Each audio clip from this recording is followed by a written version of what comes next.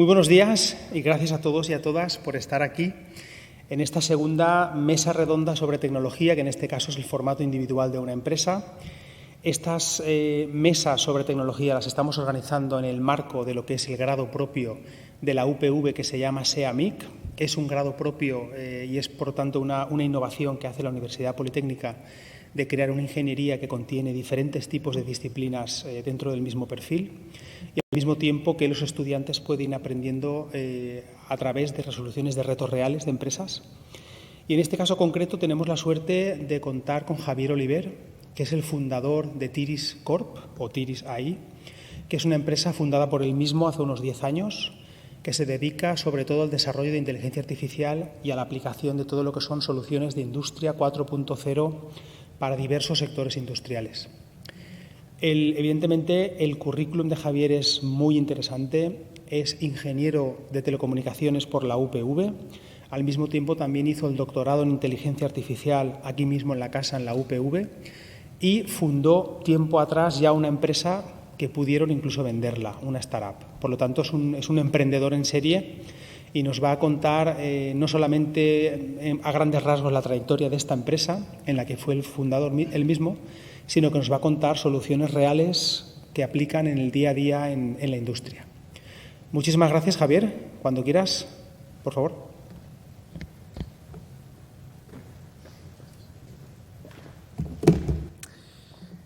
Bueno, muchas gracias por invitarme a participar aquí con vosotros en estas jornadas. Y bueno, yo encantado de poder aportar mi granito de arena con la experiencia que tenemos aquí como antiguo alumno, pero bueno, seguimos vinculados con la universidad durante años. Yo terminé la carrera en el 2006 y entonces pues me lancé a hacer el doctorado. En aquella época pues en inteligencia artificial no estaba tan de moda como ahora.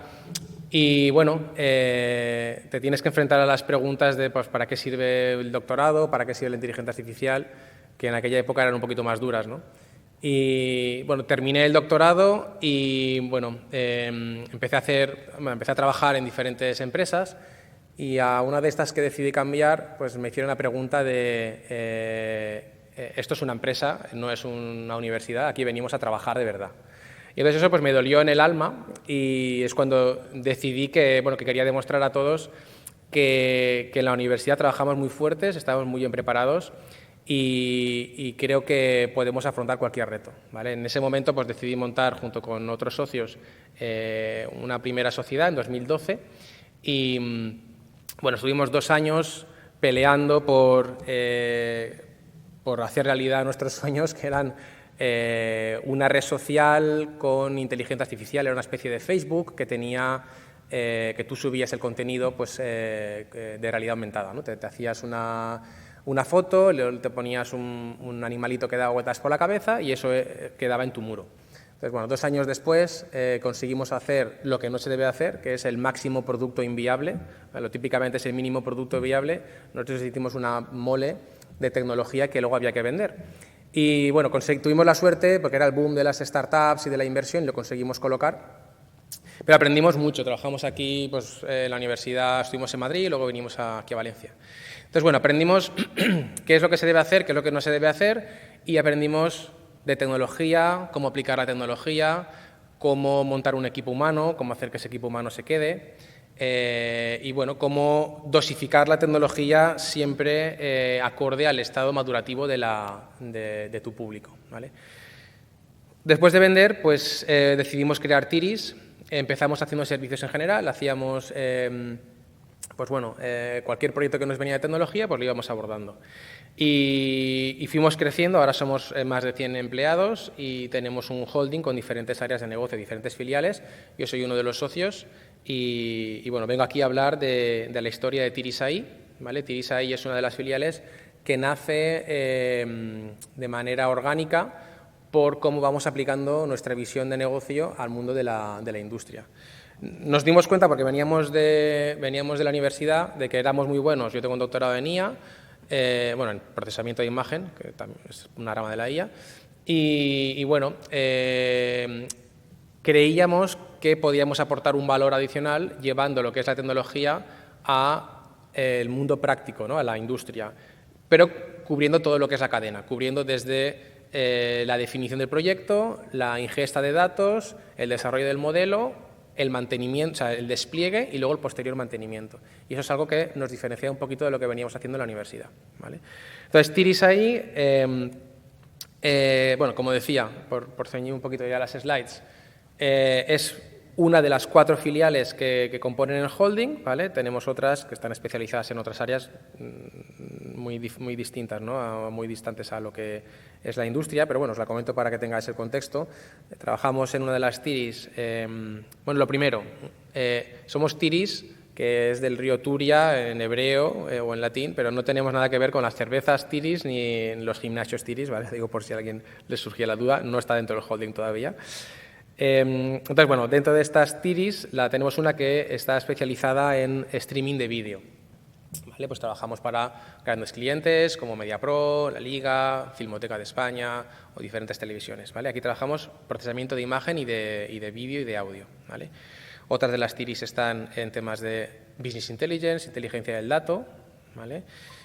Y otra es Tiris AI, que es la que está muy especializada en analítica predictiva y procesamiento de imagen para industria.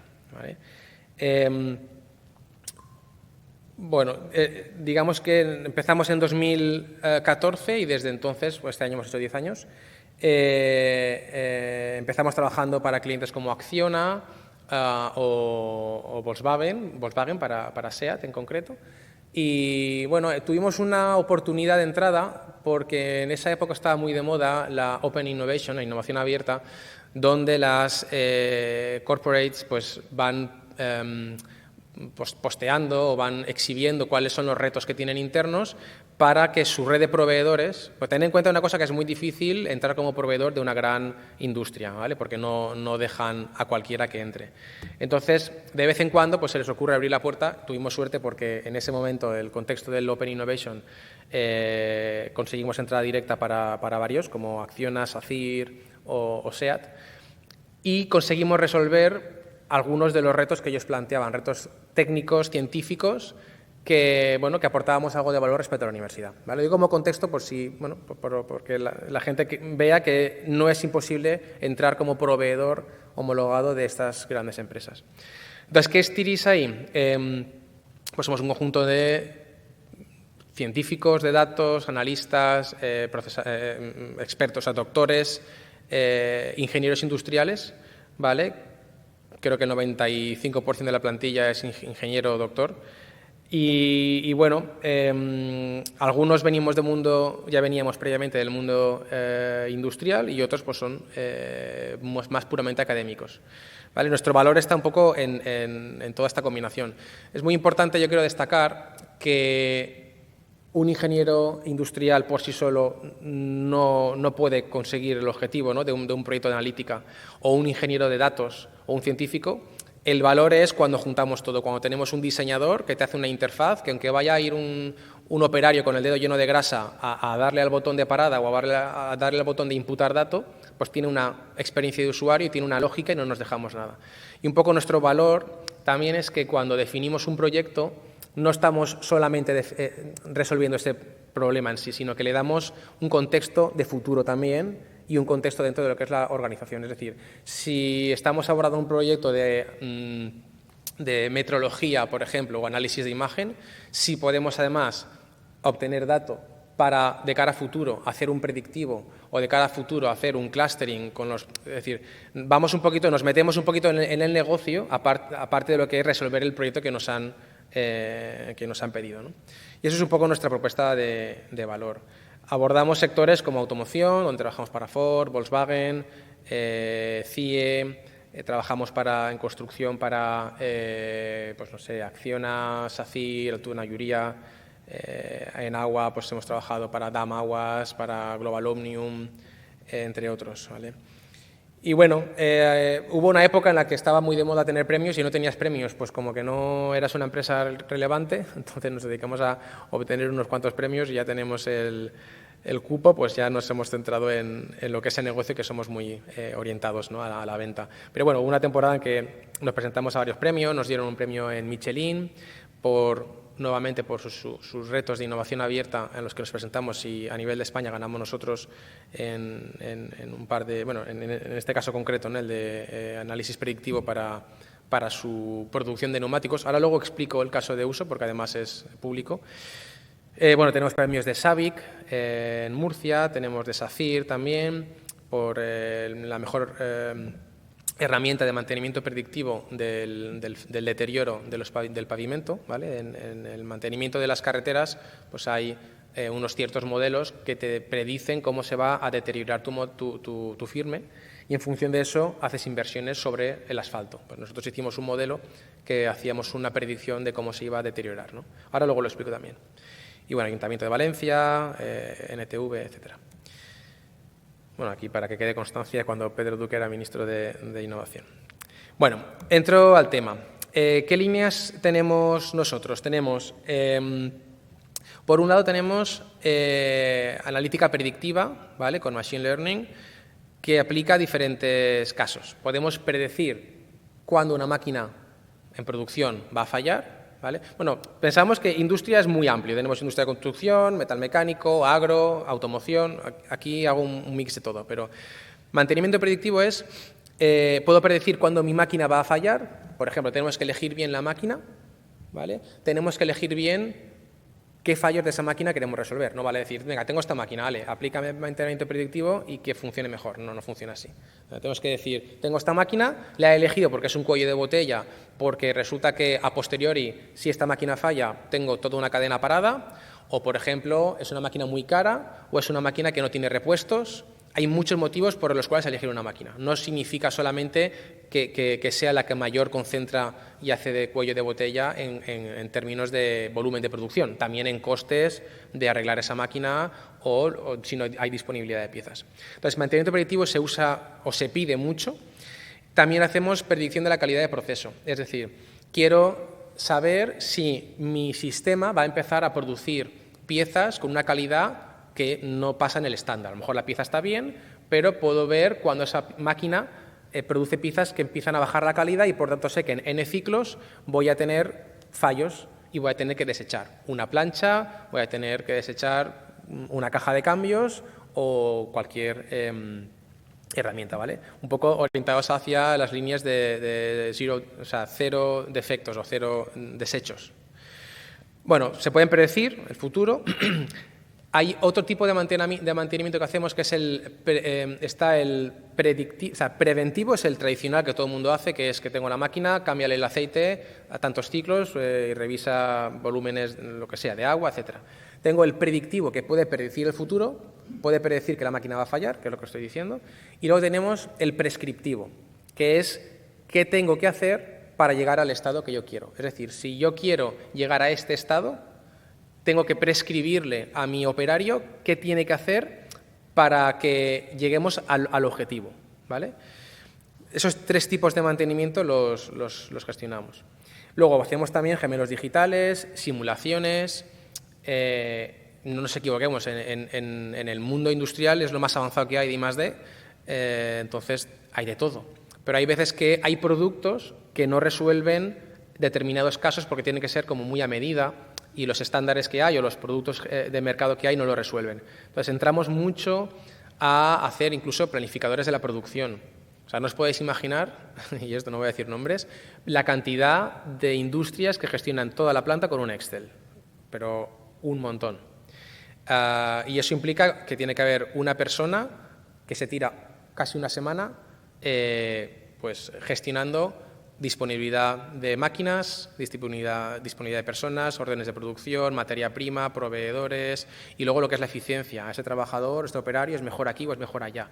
Entonces, esto muchas veces, así estamos todavía, se hace en Excel. Entonces, ¿por qué? Porque no les encaja hacer una migración a un sistema que pueda ser demasiado encorsetado. Entonces, tiene mucho sentido lo que nosotros hacemos, que tenemos producto, pero hacemos mucho servicio. Es decir, viene una empresa y tienen sus problemas, les hacemos algo a medida para ellos y lo encajamos dentro de su pipeline, ¿no? O dentro de su ecosistema, ¿vale? Entonces, bueno, hay un montón de oportunidades en el mundo industrial, pero a veces no es fácil porque no tenemos tiempo para cortar Es decir, si estamos en línea no podemos decir, oye, me vas a dejar 2 horas que intervenga y ponga una sensórica aquí, no nos van a dejar normalmente. Y además tampoco tenemos histórico de datos, ¿vale? Porque muchas veces el problema que nos enfrentamos cuando vamos al cliente es que saben cuál es el problema, saben bueno, pues dónde poner el foco, pero no tenemos histórico de datos. Entonces eso es un problema.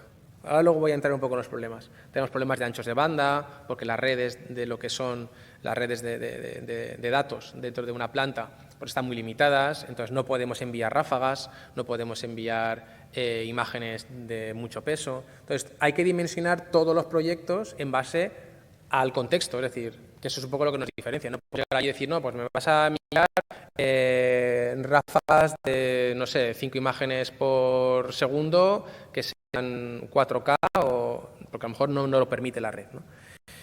En fin, bueno, pues trabajamos mucho, como decía, servicios a medida, ¿no? Trabajamos también visión artificial para seguridad, por ejemplo, en zonas o bien portuarias o fronteras, por ejemplo. Hacemos tracking de objetos, barreras virtuales y, bueno, hacemos identificación de objetos y personas, ¿vale? Y luego eficiencia energética, ¿vale? También tenemos un gran número de proyectos específicos para cada cliente, ¿vale?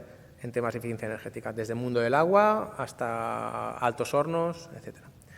Vale, 2 slides y me pongo a detallar caso a caso, ¿vale? Creo que pueden ser bastante inspiradores y que os puedan dar ideas de qué problemas hemos tenido en cada uno de ellos y cómo se resuelven, ¿vale? Bueno, lo que decía, pues somos una empresa muy técnica, estamos en proyectos pues a nivel regional, pues trabajamos con IBACES y ABIS, que para los que no los conozcan, pues son ayudas que da el gobierno local, ¿vale? Bien porque tiene fondos propios o bien porque los canaliza de Europa, pero hay muchas ayudas a nivel regional de la Comunidad Valenciana que entre comillas, regalan un dinero, pues si tú dices, pues mira, en este proyecto de I+D, lo que se quiere es que se haga I+D, ¿vale? Entonces, pues de un proyecto de 100.000 euros, pues igual te están regalando el 50%, ¿vale? Entonces, de esta manera se está fomentando que empresas como la nuestra trabajemos en productos y proyectos que tengan I+D. Entonces, pues bueno, trabajamos o colaboramos, o sea, recibimos fondos de IBACE, de ABI, dentro de lo que es Comunidad Valenciana. Luego, a nivel nacional, trabajamos también con CEDETIS. Recientemente hemos ganado un Neotec, ¿vale? Los proyectos Neotec son muy interesantes porque son líneas de financiación para que empresas como la nuestra desarrollen producto interno, ¿vale? Porque en realidad el problema que tenemos es que tú puedes elegir 2 caminos cuando te montas una empresa. Haces servicios a medida, pues nos viene Volkswagen, tiene un problema, le damos su solución y se la entregamos y es suya. Y viene otro cliente y hacemos su proyecto, trabajamos para Ford también, le damos su proyecto y ya está. Eso no nos da escalabilidad como empresa. O sea, necesitamos tener, aparte de... El servicio está muy bien porque nos da conocimiento. O sea, nosotros empezamos a trabajar haciendo servicios y hemos aprendido muchísimo. Pero ahora ya tenemos el conocimiento adquirido, a lo que tenemos que es buscar escalabilidad y rentabilidad. Entonces, este tipo de fondos lo que te permiten es transformar todo tu know-how que tienes para clientes, evidentemente respetando la propiedad del cliente, pero lo puedes transformar en producto propio porque has identificado las oportunidades. Y hay fondos como por ejemplo los Neotec o hay fondos europeos que te financian hasta un 80, 90% o incluso el 100% del desarrollo que realizas, ¿no? Y bueno, estamos ahí intentando, no es fácil sacar producto, lo cuento como anécdota, pero creo que puede ser interesante. Tú puedes tener la intuición de que el mercado tiene un problema, de que tu cliente tiene esta necesidad y de que, bueno, si saca un producto, pues nos vamos a forrar. Pero claro, luego hay muchos problemas. Luego es que a lo mejor no lo puedes implantar, no están maduros porque no tienen datos, no están maduros porque no tienen red, no tienen suficiente pasta. Siempre hay muchos problemas, pero hay que ir siempre orientados a buscar productos dentro del mundo industrial, ¿vale? Hemos tenido incluso reuniones con altos directivos de plantas en las que hemos ido con un piloto de unos 20.000 o 30.000 euros, muy experimental, y nos han dicho, no, prefiero pagarte $500.000 y que me vengas y que funcione. Entonces, se justifica que tengamos que invertir en I+D, por eso la empresa tiene que trabajar con la universidad también, de hecho trabajamos en muchos proyectos, para poder adquirir ese producto y asumir un riesgo. A lo mejor llegas allí, tienes un producto que más o menos creemos que sí, luego no funciona. Pero sin producto las empresas son muy difíciles que puedan escalar y crecer, ¿vale? Bueno, más anecdótico, pero bueno, creo que dentro del programa puede encajar también la visión, ¿no? de sacar este tipo de... o tener esta visión, ¿no? de sacar productos siempre de la mano de prestar servicios. Bueno, entonces ya nos vamos muy a la parte técnica, ¿vale? Tenemos un reto por delante, tenemos un cliente que nos trae un problema, ¿vale? Nos sentamos con el cliente y lo primero es, de todo lo que me pidas, vamos a poner el foco en algo, ¿vale? Pues siempre ponemos aquí, nosotros trabajamos en dos áreas, dato y visión. Vamos a centrarnos en dato, ¿vale? Entonces, pues bueno, nos traen un problema porque una máquina se rompe mucho, porque una máquina es un cuello de botella, por lo que sea. Lo primero es lo que decía, esa máquina tendrá sus partes de mantenimiento y tendrá sus operarios que van imputando los motivos de esa parada, ¿no? Y qué piezas se han reparado, etcétera. Vale. Hay que elegir un fallo y después de uno vamos al siguiente, ¿vale? Pero hay que elegir uno. Para ese, aunque tengamos el contexto general, es importante, pero siempre hay que poner el foco desde el punto de vista de ponernos manos a la obra a nivel del dato y de la IA, centrarnos en un fallo. Eso no quita que a la hora de sensorizar la máquina, a la hora de tener en cuenta protocolos de comunicación, de ingesta, de multifuente, tengamos que tener una visión holística, ¿vale? O sea, el planteamiento puede ser holístico, primer punto, un problema. Entonces, ¿a qué problema nos enfrentamos? Una vez ya hemos definido la estrategia general, nos enfrentamos a que hay que acceder al dato. El dato puede estar en 1000 sitios, en un PLC, puede estar en un CNC, puede estar en un Gmao, en un MES, puede estar en un Excel, ¿vale? Entonces, el primer problema, acceso a las fuentes de datos. Segundo problema, red de comunicaciones, anchos de banda, seguridad. Las empresas muchas veces son reacias, antes más, ahora que se han abierto un poquito más, a permitir que el dato salga de la planta. Pero bueno, al final es todo, es decir, pues evaluable. Hemos tenido proyectos en los que hemos implantado dentro de su centro de cálculo pues los algoritmos y bueno, se puede hacer sin ningún problema.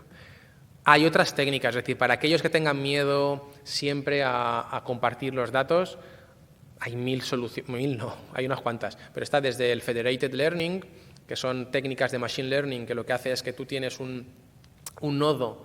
Es decir, a la hora de, imaginémonos, volviendo dos pasos para atrás, imaginémonos un proyecto en el que la empresa, por ejemplo nosotros, tiene que recoger datos de 3 clientes industriales.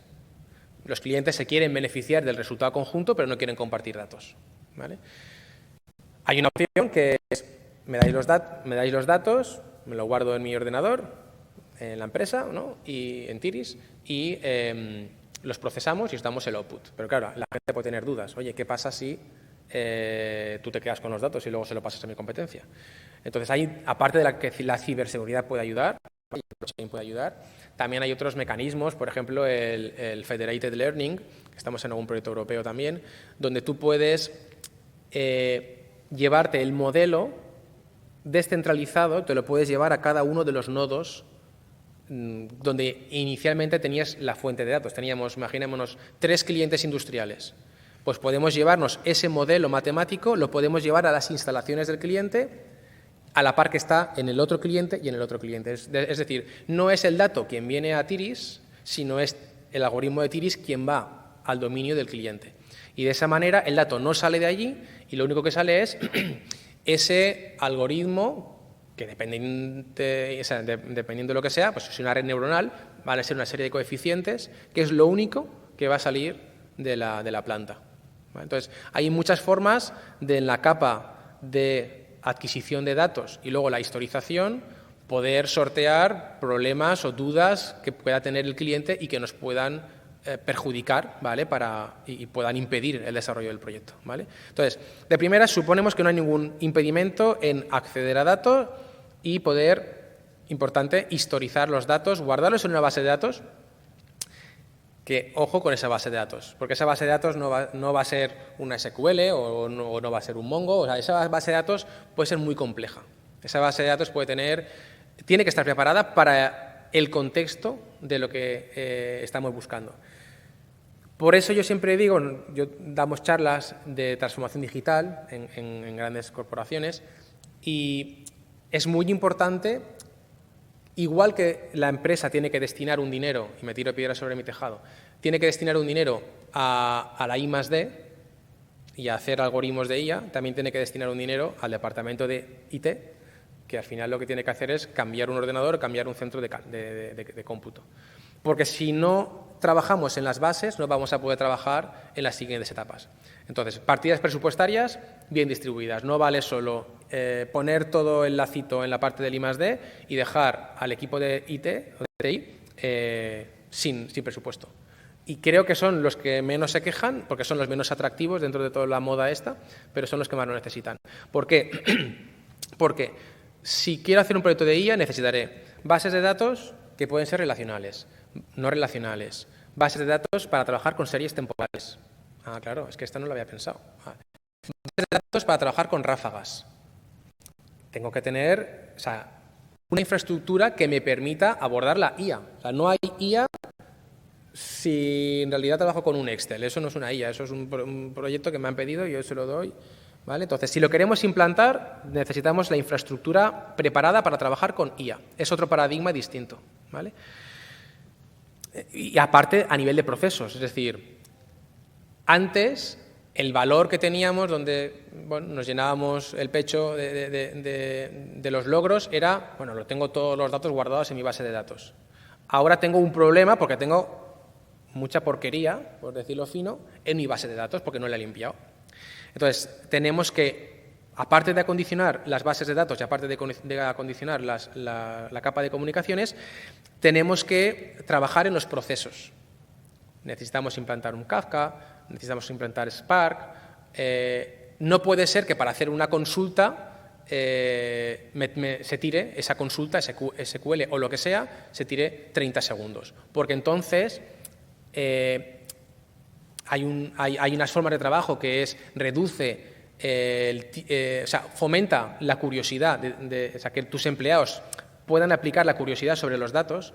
Entonces, no vamos a poder dejar que tus operarios, que son quienes más saben del negocio, puedan jugar con los datos cuando los datos no pueden salir fácil, porque te tiras a una consulta un minuto, porque los datos no están correlados y porque no tienes etiquetas. Entonces, la primera capa, antes de aplicar la IA, es sistemas. Y después de sistemas tenemos que abordar la visualización, que es un BI. Y luego ya viene la IA. Hay muchas capas, ¿no? Y es un poco lo que intentamos plasmar aquí. Tenemos fuentes de datos, tenemos historización de datos, con todo lo que ello implica, ¿vale? Lectura, escritura en tiempo real, tenemos que hacer agregados, medias, varianzas, quitar outliers, quitar ruidos. Hay veces que te viene un cliente y dice, tengo 5 teras de datos aquí de la máquina. Pues aquí se puede sacar oro. Luego te pones a mirar y de 5 teras y tenemos un flag que es 0,0000001. Eso, es decir, pues lo podías haber codificado de otra manera, porque es que ese dato luego ocupa un espacio y además luego tienes que procesarlo.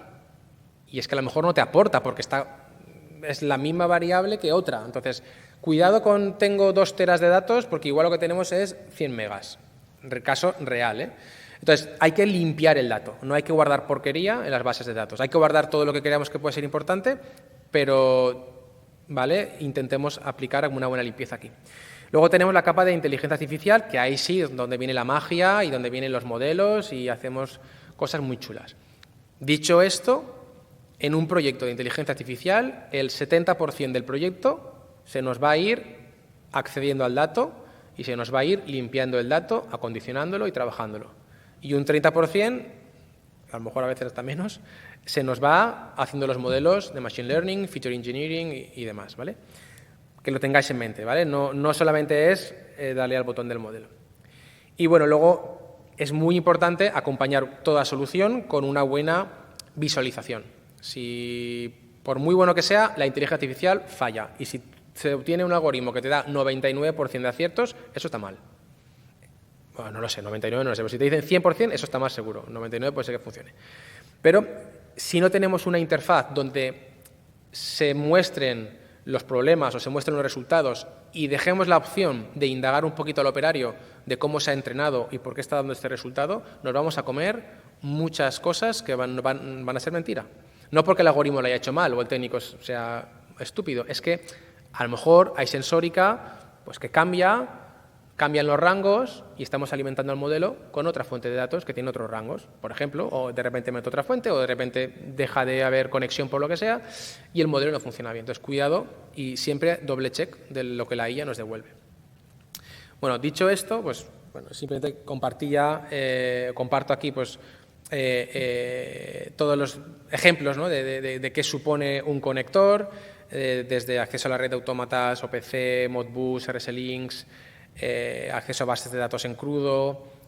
Claro, porque hay que tener en cuenta, no solamente trabajamos con datos, trabajamos con señales acústicas, trabajamos con imagen, y la imagen puede ser RGB, térmica, espectral, hay mucho tipo de fuente de datos, ¿vale? Trabajamos con lenguaje natural, ¿vale? Porque uno de los principales problemas, bueno, no voy a entrar mucho en la parte técnica, voy ahora más al caso práctico, pero bueno, supongo que dentro de lo que es el seminario o las clases habéis visto cómo funciona un modelo de Machine Learning, o la IA en general. Hay IA que se basa en modelos supervisados y otros no supervisados. Y la gracia está en que el supervisado te permite entrenar, o sea, teniendo mucha más información a la hora de entrenar. Es decir, yo tengo un dato, la temperatura del motor, lo que sea.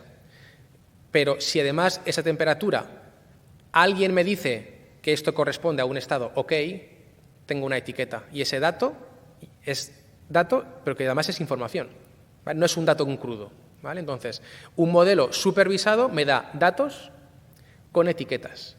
El modelo no supervisado, pues, ojo, me da el dato y gracias, que no está mal tener un dato. Pero si me da el estado al que pertenece ese dato, mucho mejor, ¿vale? Entonces, no sé por qué decía todo esto, pero es muy importante. Ah, sí, ya sé por qué. Porque tenemos que implantar en una planta o donde sea un sistema en la que no llegue un operario y ponga la máquina ha fallado, ponga se ha roto el electrobusillo, punto pelota. No, hay que, por dos motivos, porque el se ha roto el electrobusillo, pues si no me das más información, no lo vas a aprender, y por otra razón es que si en vez de ponerlo a mano puede estar tipificado, pues mucho mejor, porque a lo mejor hay faltas de ortografía, nos hemos enfrentado a partes de mantenimiento de obras, uno en italiano, otro en español, otro en inglés, manuscritos. Entonces, ostras, tenéis mucho valor, pero vamos a descartar los partes de mantenimiento porque no están bien trabajados. Y eso a lo mejor te puede dar un 20 o un 30% más de probabilidades de acierto, el tener etiquetas de cada uno de los estados de tu máquina, ¿vale? Entonces, eso es muy importante trabajarlo. Bueno, ejemplos de lo que es un conector, creo que más o menos en el mundo industrial todo el mundo lo sabe, pero un conector es, tengo que atacar a una fuente de datos, tengo un medio, que es un canal, y tiene un protocolo de comunicación, donde hablas un lenguaje y tus datos vienen en unas tramas y vienen de una manera determinada, es como hablar inglés o español. Pues nosotros tenemos que implantar conectores que hablen español, inglés y chino y tal. Nos tenemos que adaptar a cada uno de los fabricantes, que tienen sus propios lenguajes y sus propios protocolos, ¿vale? ¿Qué se puede obtener? Y creo que ya pasamos a los casos. ¿Qué se puede obtener con este tipo de proyectos de analítica de datos, predictivo, etcétera? Pues reducir fallos de máquina, evidentemente. Esto hay que coger un poco con pinzas, ¿vale? Porque no podemos decir, porque yo al principio, pues bueno, todos hemos ido madurando un poco con el tiempo, llegábamos a la planta y le decíamos al técnico, al responsable de la planta, ¿no? Oye, que vamos a mejorar un 65% la eficiencia o los fallos de máquina. Y dice, mira, si consigues la 10ª parte, te pago yo a ti, ¿sabes? A nivel personal. Dice, porque si esto es verdad, yo estaría despedido. O sea, está todo muy optimizado con los medios que se tiene. Entonces, no es tanto los fallos de máquina, sino ese fallo en concreto, ¿vale? O sea, es decir, el mundo de la industria está muy, muy, muy evolucionado, muy, muy a alto nivel, entonces hay que cogerlo todo un poco con pinzas, ¿vale? Pero sí que es verdad, que lo vamos a ver en ejemplos, se consiguen solucionar o anticiparnos a fallos que el ojo humano no ve, ¿vale? Yo siempre lo comento mucho. Ahí está el concepto de las variables ocultas. Es decir, yo visualmente puedo ver cuando la temperatura sube, pasa un umbral, sé que va a fallar. Entonces, no hace falta que pase el umbral. Si veo que va por una pendiente y veo tantos ciclos, pues yo sé que mañana va a fallar, ¿vale? Eso es Pues eso es fácil. Puedo juntar dos variables y puedo ser astuto y decir, bueno, pues esto que ha pasado porque además resultó que tenía este consumo de energía. Pero cuando tengo 5 o 6 variables, no lo veo. Entonces ahí es donde salen el potencial de los modelos. Es decir, los modelos son capaces de evaluar variables ocultas. Una variable oculta es una variable que a lo mejor se compone de 3, 4 variables y no somos capaces de percibirlo, ¿vale? Entonces, esa es un poco la gracia de por qué podemos llegar a tener estos fallos. A lo mejor uno puede creer que no hay solución porque el operario sabe mucho de la máquina, pero en realidad sí que puede haber porque combinas diferentes cosas y todas las cosas están en rango. Es decir, a lo mejor la temperatura está en rango, la presión de la está en rango, las vibraciones están en rango, todo está en rango. Pero a lo mejor se da una combinación y una tendencia y eso hace que, bueno, pues que predigamos un posible fallo. Y esto es siempre... Hay que tener en cuenta el concepto de probabilidad. Es decir, esto es, ¿qué probabilidad hay de que mi máquina falle en tantos ciclos, por ejemplo? ¿Vale? Es decir, no hay lo que decía, nunca un modelo funciona bien al 100%. Es decir, si algún técnico nos dice 100% de accuracy o 100% de precisión, eso no creo que esté bien entrenado, ¿vale? Entonces, siempre jugamos... Es que esto es ya demasiado técnico, pero bueno, siempre jugamos con unas curvas que se llaman las curvas ROC, y lo que me permiten es un balance entre, es como el COVID, ¿vale? Quiero detectar muchos falsos positivos o falsos negativos, porque bien siempre no va a ir, pero ante la duda prefiero que seas conservador y que, en el caso de la industria, que me des más alertas de lo que toca, pero por lo menos voy a encontrar el error, no quiero que se me pase nada. Entonces, por eso siempre se da en términos probabilísticos y siempre teniendo en cuenta la relación que tenemos entre falsos positivos, falsos negativos, ¿vale? Entre otros parámetros. Bueno, dicho esto, vamos a pasar a poner algunos ejemplos de casos que hemos trabajado para algunos clientes, ¿vale? Este caso, un caso muy interesante, pues, Acciona, igual que muchas otras empresas que, bueno, no muchas, que disponen también de máquinas muy caras, muy precisas y muy escasas. Pues en este caso, pues una tuneladora que tiene que hacer un trabajo. Eso es un cuello de botella, porque si la tuneladora falla, todo lo demás falla. Eso es un embudo, pero en toda regla. Pues estas máquinas vienen con sensórica hasta de todo tipo y vienen con mucha componente digital y vienen súper preparadas. Pero bueno, luego está la gracia de, oye, aunque ya lleva la máquina su propio mantenimiento predictivo, porque ya lo lleva, son máquinas que no valen 1 millón de euros precisamente, vale bastante más. Bueno, nosotros nos metimos en el reto de a ver si somos capaces de entender qué fallos tiene la máquina y darle un plus para ver si anticipamos fallos. Y bueno, pues en este caso conseguimos encontrar, para empezar, creo que ya lo he resumido antes, pero voy materializando. ¿Disponemos de bases de datos? Sí. Las bases de datos me dan un conjunto de variables. Pues puedo tener 1000 variables de proceso, 500, las que sean. Pero esas variables las tengo que hacer corresponder con un estado de la máquina, es decir, en ese instante de tiempo, la presión medía tanto, la temperatura tanto y lo otro tanto. Vale, pero esos datos está bien, pero si no tengo qué estado de máquina tenía, es decir, máquina funcionaba bien o la máquina se rompió, eso lo necesito saber. Entonces, si tenemos eso, vamos a ser capaces de hacer un modelo supervisado que va a aprender no solo de los datos de la máquina en sí, sino del estado. Entonces, vamos a hacer un modelo mucho más robusto. Entonces, el primer problema al que nos enfrentamos es, vale, dame los partes de mantenimiento. Entonces ahí es cuando dices, bueno, yo tengo la sensórica, pero los partes no lo tengo digitalizado. Tenemos un cuello de botella a la hora de hacer el análisis. Los partes de mantenimiento tienen que estar, cuanto más mejor, pero tienen que estar en digital y tenemos que... Es decir, no me vale que ponga un operario llega y pone fallo del cabezal y otro que vaya y para identificar el mismo problema ponga fallo de la pieza de no sé qué. No, si es la misma pieza, identifiquémosla igual, porque luego tenemos 3 años de datos y diferentes formas de nombrar el mismo problema. Y eso marea al modelo en vez de ayudarle, ¿vale? En definitiva, aquí en este caso pues conseguimos encontrar un modelo que predecía el fallo de ciertos motores de las máquinas con una antelación de varios días. Eso te permite, primera, que no falle, arreglarlo, sustituirlo y no tener una parada no planificada que te deja sin servicio, pues a lo mejor te deja una semana o 2 semanas o lo que sea. Eso es muchísimo tiempo, porque además, si tienes en cuenta que este fallo se repite una vez al mes o una vez cada 2 meses, pues tienes un grandísimo problema. Un caso, ¿vale? Otro caso, esto es, como decía, dentro de los retos de innovación abierta que se plantearon pues, hace bastantes años ya de esto, pero que a día de hoy sigue siendo muy innovador. Hay mucho dato y mucho dibujito, pero bueno, básicamente, imaginaros que sois una empresa como SACIR o como cualquier empresa que sea concesionaria y que tenga que hacer el mantenimiento de la carretera y os penalizan si esa carretera tiene baches o tiene fisuras o tiene pues, algo que hace que haya un accidente. Entonces, ¿qué tenemos que hacer? Ir por delante, hacer que eso no suceda.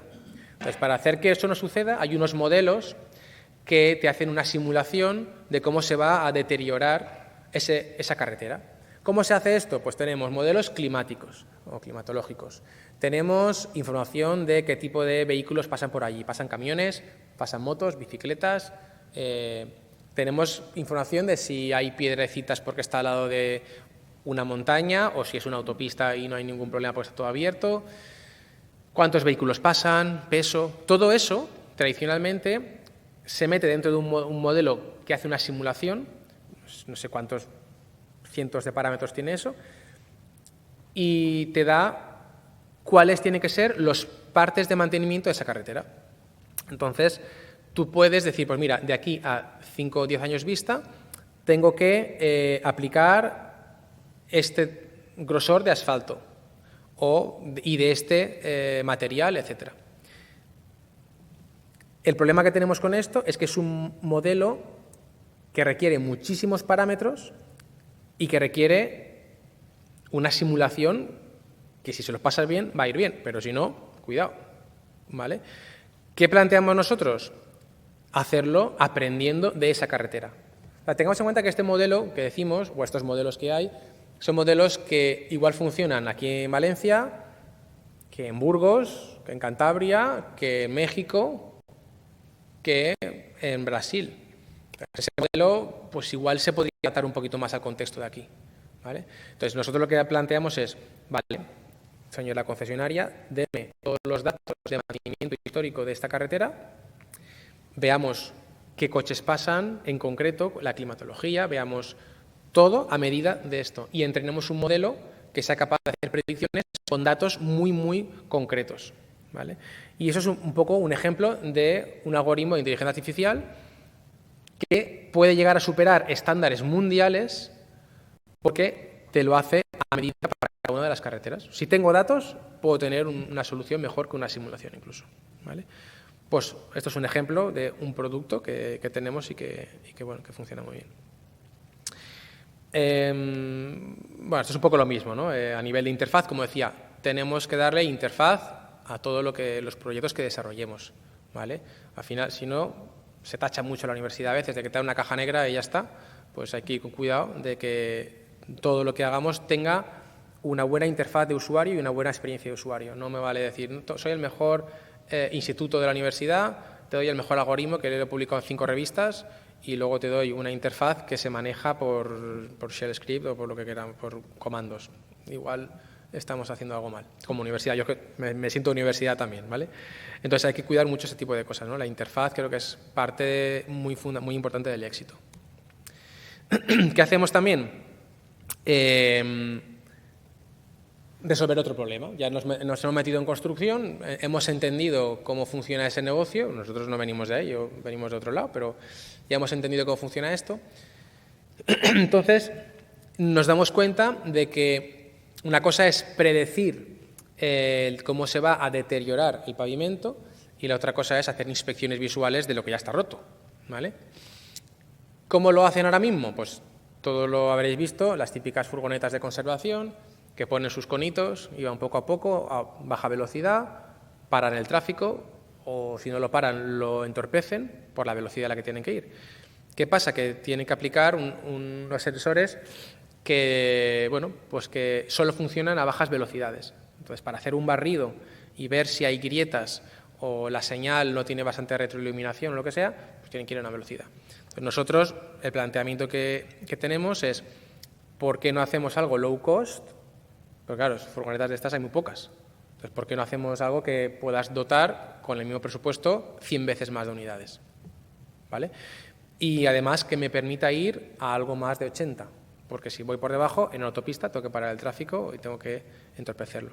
Entonces, bueno, pues tenemos un ejemplo de cómo un vehículo de inspección, pues dotado con una sensórica de bajo coste, pues puede analizar grietas, puede analizar retroiluminación, puede analizar OCR, puede ver retroiluminación de las líneas del suelo, cazoletas, fisuras, IRI, hay un montón de parámetros relacionados con carreteras que se pueden hacer con ese tipo de sistemas, todo basado en IA, ¿vale?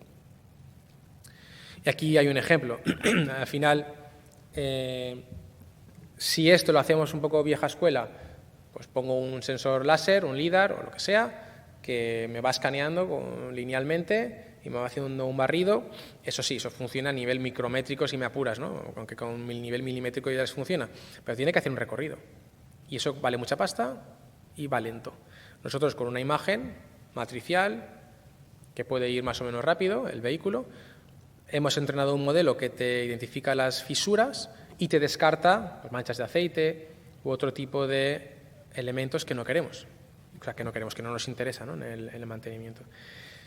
Y así es como pues, bueno, pues tenemos modelos que te encuentran fisuras resolviendo un problema que es el de baja velocidad, ¿vale? del vehículo y alto coste, ¿vale? Más casos. Bueno, este es un cliente País Vasco.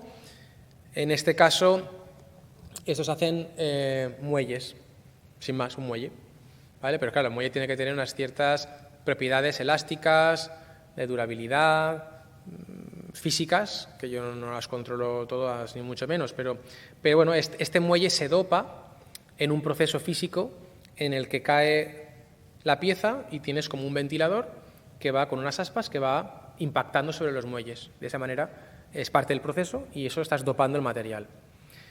Estas granalladoras pues sufren un desgaste, claro, estás impactando sobre una pieza metálica con otra pieza metálica, entonces eso al final se desgasta. Cuando se desgasta ya no tiene el mismo resultado, puede que las piezas no salgan bien y tú puedes predecir que poco a poco tu máquina va a empezar a producir muelles con una calidad que no es la que tú quieres.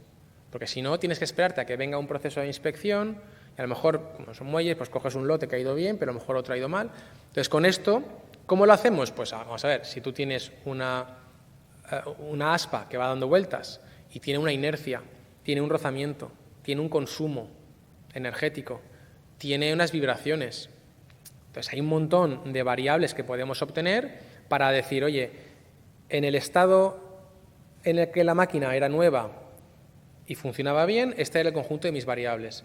Y estas variables han ido derivando y al final el sistema ha aprendido que la pala se tenía que cambiar o sustituir por otra porque, y ahí es donde vemos las variables. Pues mira, resulta que la vibración era correcta y todo era correcto, pero han ido todo derivando hacia un estado en el que la máquina ha fallado.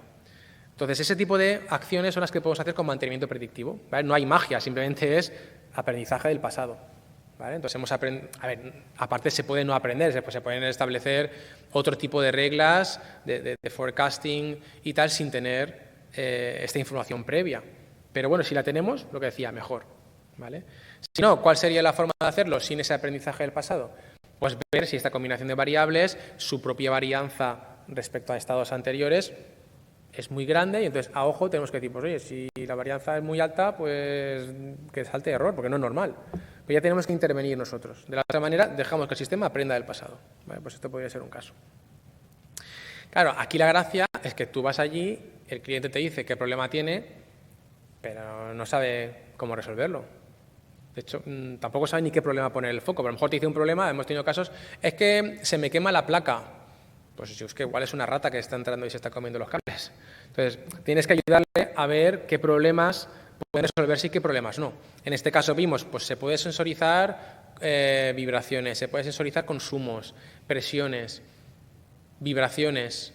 Bueno, pues porque a lo mejor no nos permite poner un sensor de vibración. Entonces, hay que tener un diálogo muy... Pues ahí está el ingeniero industrial, que tiene que entender de si es posible implantar que el científico te va a decir, yo quiero esto, y el ingeniero te va a decir, no, pues esto no lo puedo hacer. Entonces hay que tener esa discusión para ver qué es lo que te permite sensorizar la máquina y qué no. Más ejemplos por daros ideas, ¿no? de cómo luego aplicar tecnología a casos reales. Michelin publicó esto en unos retos de innovación abierta también, y el problema que ellos tenían es que, hasta donde yo sé, que tampoco bajo tan a bajo nivel, pero bueno, ellos, y pasa mucho, tú compras una máquina a un fabricante que te da una garantía, tiene sus piezas, sus mantenimientos, su equipo, etc. Pero claro, esa máquina, de repente necesitas añadirle ciertos módulos para mejorar tu proceso productivo, porque tú la tienes definido así, tú plantas de esta manera, tú produces de una manera, y esa máquina la alteras. Y tanto la alteras que esa máquina ya no te da garantía el fabricante. Pero claro, esa máquina tienes que mantenerla. Entonces, si esa máquina falla, tienes un problema, porque es tu engendro. Entonces, nadie te va a venir mañana con la pieza y te la va a cambiar. Tienes que ser tú quien hagas esas predicciones y, total, que cuanto menos falle, mejor. Y cuanto menos se toque, mejor. Entonces, bueno, pues es un caso en el que tienen una bestialidad de sistema propio, certificado y por ellos mismos, y lo que querían es darle una capa de seguridad en términos de fallos y de calidad. Pues es otro ejemplo más donde tienes que entender, como siempre, es decir, no podemos predecir todos los fallos de la máquina, pues dígame qué es lo más crítico, ¿vale? Pues es otro caso también donde tiene sentido aplicar ese tipo de herramientas. Volkswagen, en su momento, esto ya hace 6, 7 años, no sé, algo así. También en los procesos en los que ellos exhiben o muestran sus problemas, pues tenían un problema con la caja de cambios del Q5 y otros modelos que se llama Reinschauer, que es una rectificadora de engranajes, y lo que te hace es que te crea la propia pieza.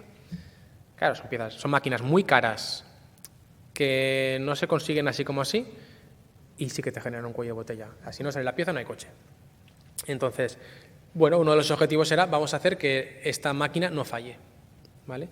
Y entonces conseguimos, pues bueno, lo primero es, dame todos los datos de la máquina, dame los 2 años de histórico, y va a haber un analista de datos que va a coger esos datos, va a plotearlos y va a ver qué encuentra ahí. A lo mejor dices, bueno, voy a hacer una comparativa, voy a ver primero todas las variables. Pues ahora voy a correlar esta variable con esta otra. ¿Qué obtengo? ¿Tiene sentido? ¿No tiene sentido? Y tienes que explorar los datos. La primera fase en un proyecto de este estilo es, tengo que explorar mis datos y tengo que correlarlo con los fallos que me está diciendo el cliente, ¿vale? Y entonces ahí es donde veo el match, es decir, mira, el fallo que tú me pides no he sido capaz de encontrar una correlación de variables que lleve a esto, por lo tanto lo descarto, ¿vale? Entonces es una fase muy interesante, una vez ya tengo los sensores y tal y los datos, el explorar los datos muy, muy importante. Y cuando ya lo tengo claro, tengo que hacer el feature engineering, que es ingeniería de las características, es decir, no le voy a meter, yo ya sé que la temperatura o tal afecta, vale, perfecto. Pero no le voy a meter a cholón las 5 variables así, porque el sistema, por muy guay que sea, pues no hace magia.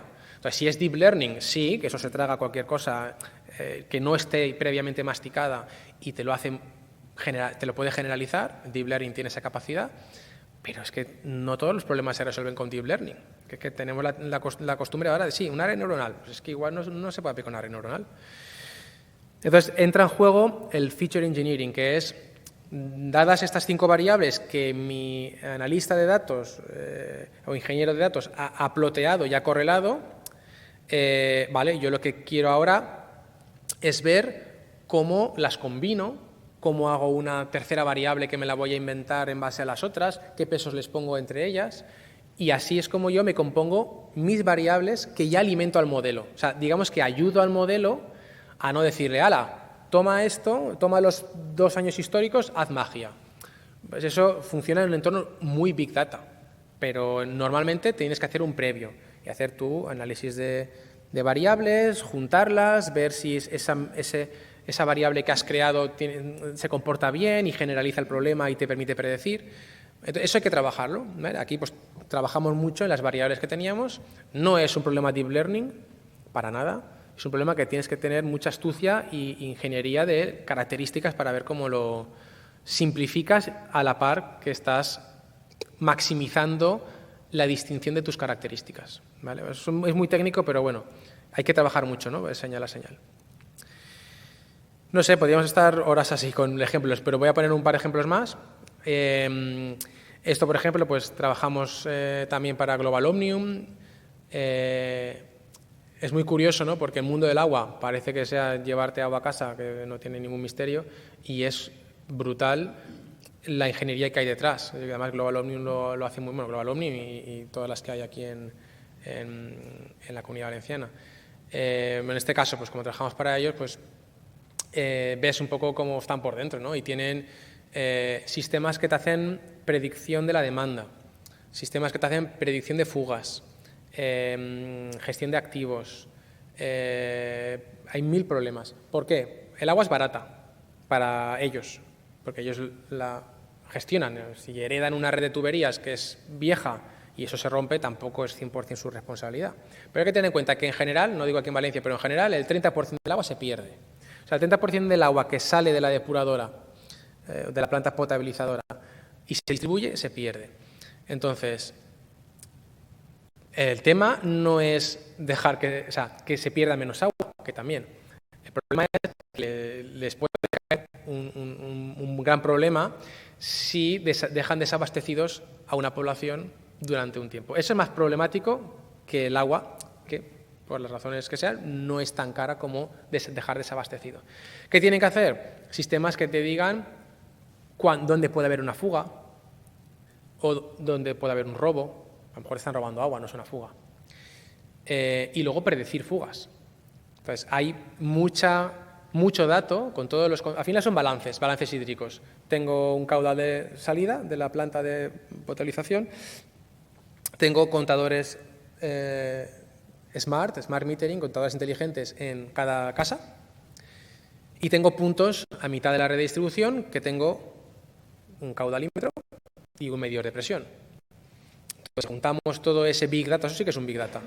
Si juntamos ese Big Data, evidentemente el balance no va a ser que lo que sale y lo que mido casa, porque hay muchas pérdidas, pero cualquier alteración que tenga una tendencia, un patrón de comportamiento, ahí sí que voy a saber si ese patrón es una fuga, porque eso crece y se mantiene así, o es un robo, o es alguien que se ha dejado la cisterna, o es que puntualmente ha habido un evento. Entonces, eso nos da muchísima información. Y lo que es más importante, si identifico una rotura, por ejemplo, en Benimaclet, es que a lo mejor, como tengo información de todos los materiales utilizados, en qué año se hizo la obra, quién la hizo, qué capas de, no sé, ¿no? cómo se ha montado, qué tipo de materiales hay en las tuberías, etcétera. Si yo sé que aquí ha habido una rotura por el estrés de las tuberías y sé que 2 barrios más hacia el norte tengo las mismas condiciones, es verdad que ha habido menos gente, ¿no? O menos consumo.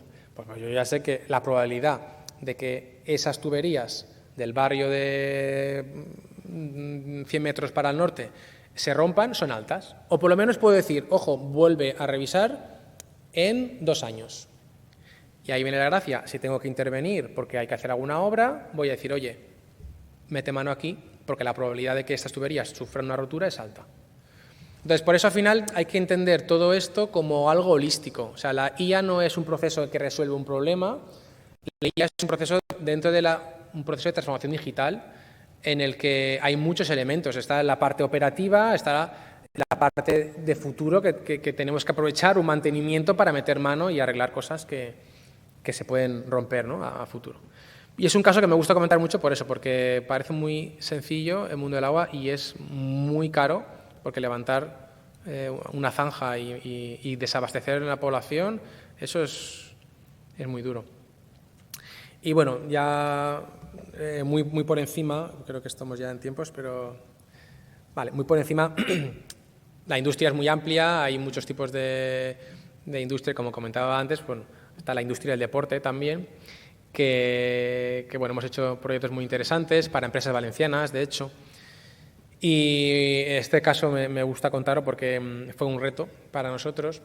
Y nada, pues esto es una empresa valenciana que tenía un objetivo, que es ayudar en los procesos de entrenamiento de las personas. Es decir, tú vas a entrenar y quieres ver tu evolución y quieres saber, pues primero, si muscularmente estás ejercitando bien parte izquierda, parte derecha, o si tienes lesiones. Entonces, ¿qué es lo que planteamos o qué proyecto desarrollamos para ellos? Un sistema que tenía diferentes cámaras 3D, reconstruimos volumétricamente el cuerpo y establecemos mediciones, pues, de perímetro del bíceps, etcétera. O identificamos juntas y pues puedes tener una pierna más larga que la otra y tener un poquito de descompensación, o puedes trabajar una articulación más que otra y eso en imagen térmica se ve. Entonces puedes automáticamente decir, oye, la temperatura de, no sé, tu codo de izquierdo es más alta que la del codo derecho, o la rodilla. Y eso es identificación de lesiones y te puede ayudar a corregir muchas cosas. Es un caso de análisis biométrico que, bueno, muy interesante, muy difícil, y bueno, lo mismo pero para temas de pies, en la industria del calzado, que trabajamos también mucho en Alicante, que hay mucha industria muy fuerte en calzado, y hemos hecho desde un sistema de recomendador de calzado basado en tu morfología 3D hasta, en fin, sistemas de planificación y demás. En definitiva, que la industria es muy grande y está muy avanzada, o sea que hay que ponerse mucho las pilas en este sector. Muchas gracias. Muchísimas gracias, Javier, por tu brillante exposición. Antes de seguir adelante, ¿alguien en la sala quiere hacer alguna pregunta? A mí me ha gustado mucho tu presentación y tengo un par de comentarios para que hagamos un pequeñito diálogo en este caso. Me ha gustado mucho cómo has estructurado todas las diferentes fases que hay que hacer para que realmente la inteligencia artificial tenga sentido para generar algún resultado, ¿no?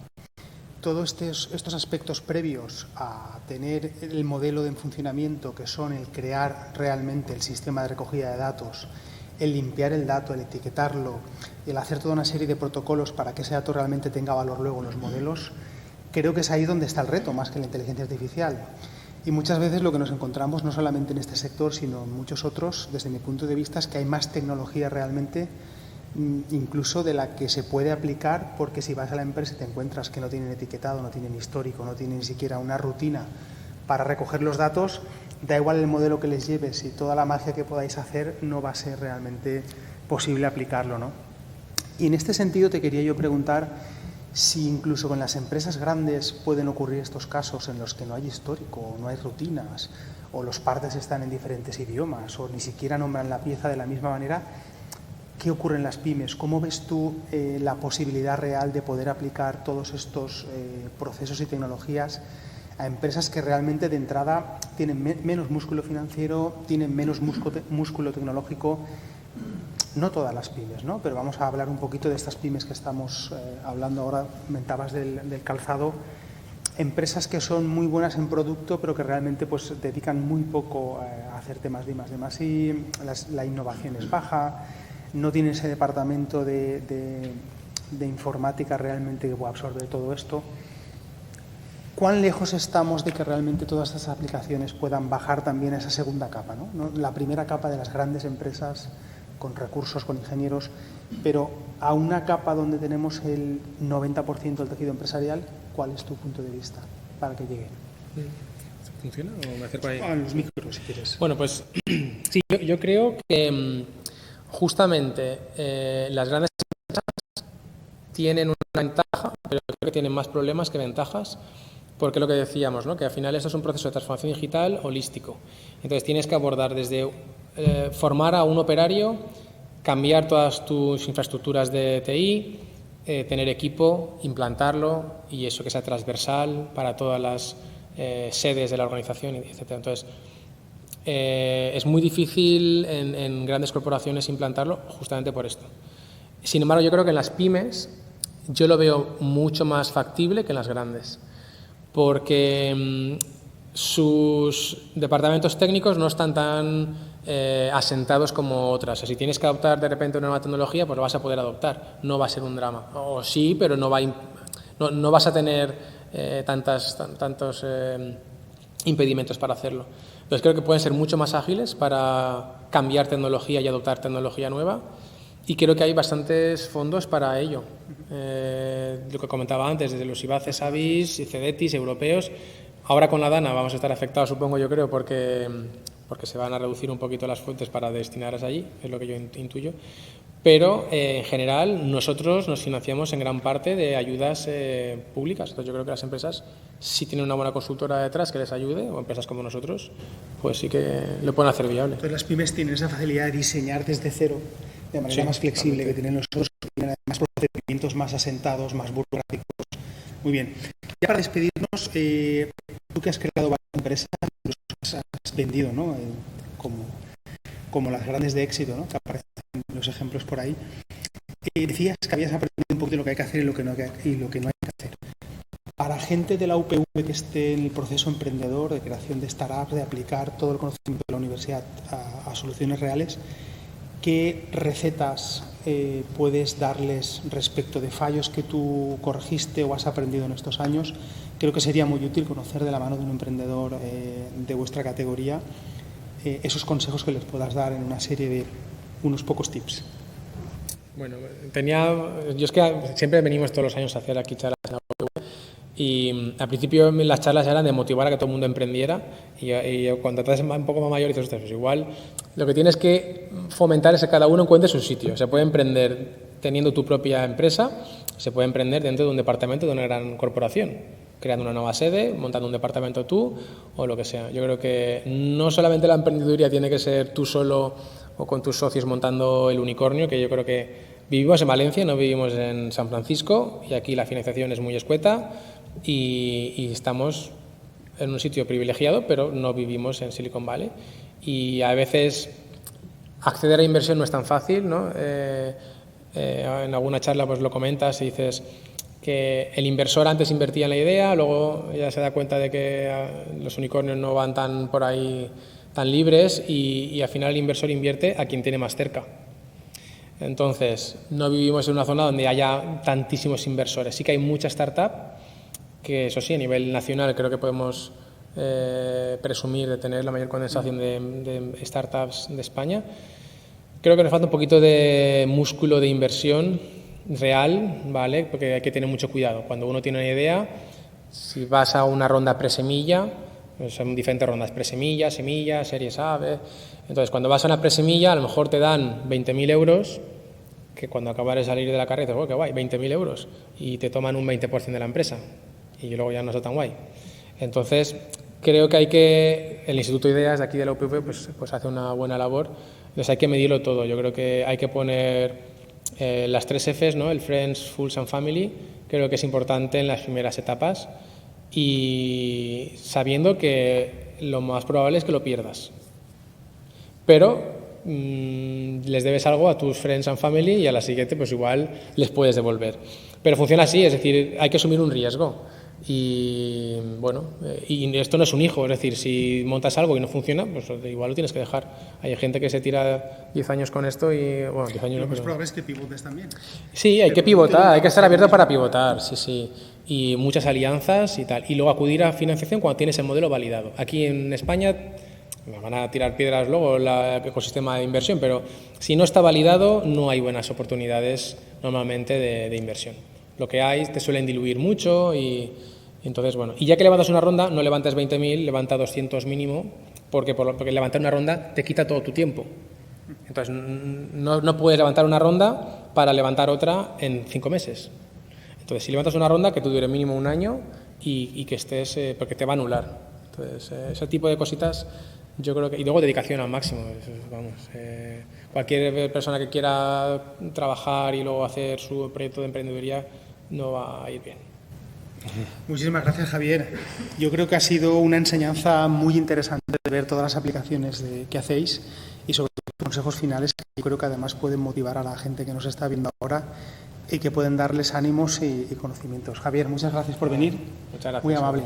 Y nos despedimos ya de esta segunda charla y esperamos verlos a todos en la tercera charla. Gracias.